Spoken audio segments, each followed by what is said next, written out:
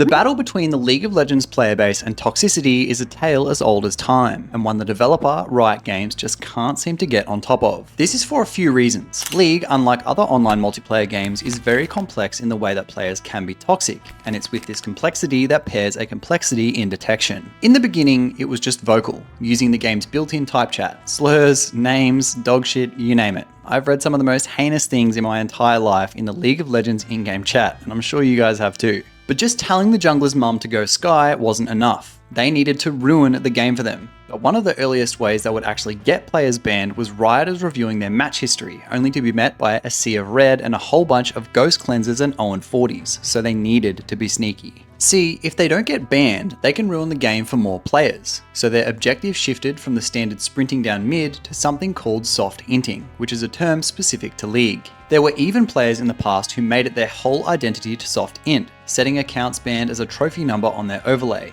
And these clips I'm about to show you looks exactly like what you would expect from this kind of player. Okay. Going with the snowball. Going with the snowball. Okay, woo! Nice. We're just chilling.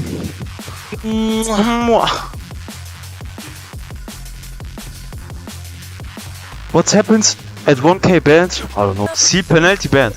Your account receives the following penalties: permanent suspension, hollow level drop, your account is suspended indefinitely, understand? I understand, okay, and now what you gonna do? I queue up again! I queue up again!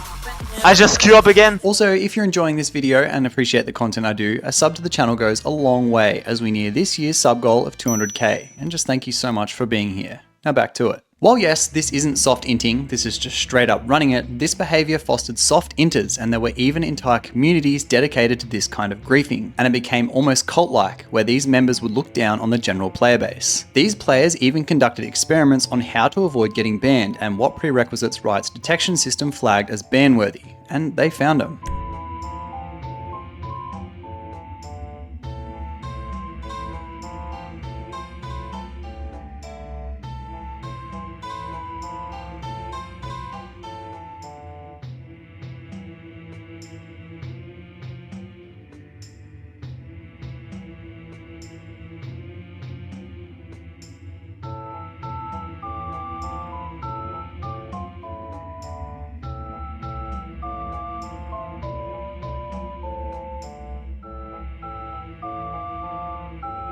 Because League is so complex, as I spoke about before, there are many ways you can soft int or grief your team. If you want to grief the jungler, you could steal his camps. If you wanted to grief your top laner, you'd go duo lane with them and try to last hit against them and lead to their XP. If you wanted to grief your ADC, you'd just leave them alone altogether to suffer through their early game alone, getting 3-man dove on repeat, while you probably went and counted how many chickens there were. See, it's these tactics that are so hard to identify by the reports team if you're doing anything wrong, because your score lines in the losses just look like normal bad games. Not too bad CS, no leaver penalty, less than 10 deaths. How could this player have entered the game? To answer this very question, Riot has been working on a system never invented before, because soft inting in League is such a specific issue, and game designer Phreak thinks this could be a real turning point for int detection and people ruining the game. Phreak often makes patch rundown videos explaining the team's decisions when they patch the game, and in his latest one he speaks briefly on the new system. He begins by saying, firstly, with the rollout of the new system that reports are slightly changing. We've all gotten those messages at one point saying, great work, your report got someone penalized, or whatever they say, but who knows what player copped the penalty? We just had to trust that Riot had done what they'd said. Now it'll actually tell you which player you reported was the one penalized. I kind of understand why this wasn't in the reporting system before, but I sure am glad it's there now, because sometimes it just felt like your report didn't get anyone banned or penalized at all. There should definitely be name and shame for this kind of thing, especially to protect those players who can't just play all day and still have their limited solo queue games after work ruined by mid or feed queuing up for his 17th straight loss in a row.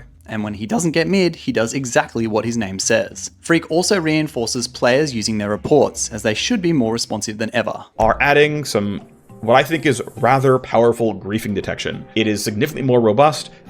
There are some fairly lofty predictions here. I think this will be a very big deal. I think you will feel it. I think you will notice it. I think this is the absolute highlight.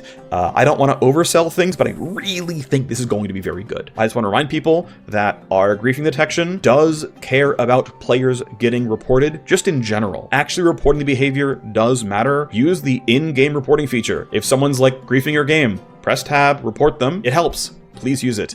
It is useful. And hey, by the way, if you report someone and they get penalized, it'll not only be like, hey, you sent a recent report, someone's been penalized, it'll be like, hey, jerkwad hashtag 69420 has, I don't know if it tells you what the ban was, or if it's just like, hey, by the way, that person got actually be like, I remember that guy, that was my Disco Nunu from last weekend, or this game, or whatever. Again, time frame, I don't know. Use your reports. You will literally get to know the name of the person that you reported, they got you. Use your reports.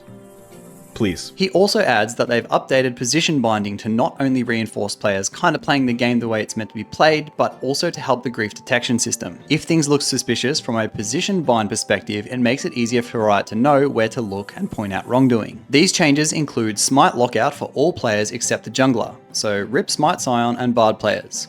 Oh, and there can only be one jungler at a time. Also, the support item World Atlas will be automatically in the support player's inventory on spawn, and you can't sell it. I also think that this soft reinforces support players actually playing support the way it's meant to be played, and not just locking in whatever you want and playing a less gold income oriented carry. You also can't buy the support item if you're not support, as we've seen in some of the past terrorizing metas revolving around double support items and things of that nature. And those metas were never really fun to play or play against, so it seems Riot is definitely taking a more direct and funneled approach to directing the game to be played in the way they want it to be played. And I don't really have an issue with this, to be honest. In my opinion, League is the most fun when it's just standard 5v5. No one typing nonsense, normal non-swapped laning phase into coordinated map movement and team fights. These changes were also made to avoid players basically auto-losing the game by not picking Smite after forgetting to before they went to the toilet before the game. We've all had those, oops, forgot Smite players in our games before. He does say that while there are the positional bindings and some of the anti-lane swap stuff, there are certain gameplay things you can still do, as he explains here. If you are a support and you walk into mid lane by 215 or top lane by 330, your support item does not do anything. You do not get gold for hitting a champion, you do not consume stacks for hitting minions, and in fact, if you do less than a minion, you get 0 gold from them. You get 0 gold from minions, and you get 0 XP from minions, and your item doesn't work. So if you want to be like, hey, I'm wave 1 roaming mid lane as Pyke, or Twitch, or whatever, that's fine. You can like go hit the guy. You're not penalizing your mid laner other than kind of absorbing some of their XP and whatnot, but you're not like hard griefing them. You can go harass that guy and be a jerk, whatever, but your mid Lissandra is like just, you know, sharing XP with you. You're getting 0 for your share, but they're just getting their normal shared XP. You can go hit the guy. Okay, fine, have fun with that one, but at least you can't grief your own mid or top laner for doing this, as long as you don't tower dive top lane where it deals 10x damage. That's still there. So that's the end result of lane swap changes. To be honest, recently I kind of have felt the updates Riot has made towards protecting players from having their games ruined, because God knows it used to suck back in the day. You'd usually be the one getting penalized because you left the game early to avoid wasting time. But these changes that are coming will only further reinforce the changes they've made thus far. And I do think that soon, League of Legends game quality will be the best it's ever been. Anyway, that'll do us for the day. Thank you so much for watching, and I'll see you in another news video very, very soon. Bye!